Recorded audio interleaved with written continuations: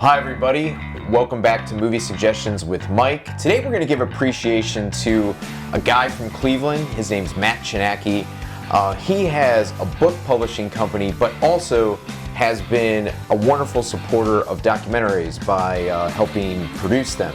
So actually, real quick, a quick plug to some of his books. We got behind me, there's Sandwich Anarchy, which is features the drawings of John G.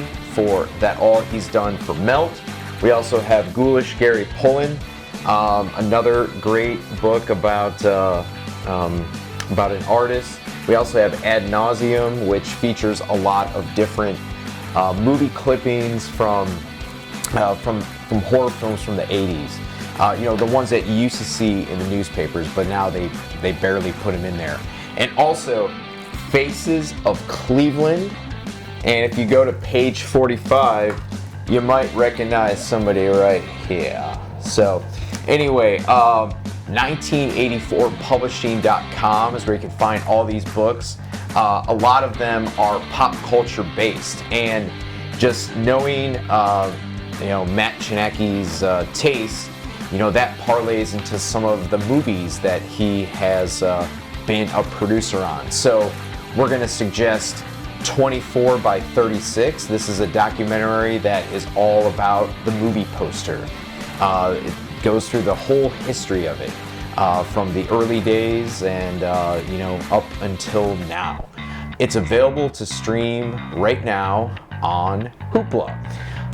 The other doc that he has produced is all about the Garbage Pail Kids. 30 years of garbage. I remember when I was young in the 80s, I had somewhat of an obsession with Garbage Pail Kids, and my aunt, who was just a little bit older than me, had a huge collection, and I would always ask her if I could have some, and she'd be like, no, don't touch my Garbage Pail Kids. But this is it's an entertaining look at the start and ultimately the demise and then the rebirth again of Garbage Pail Kids. So that is available on most major platforms for a rental.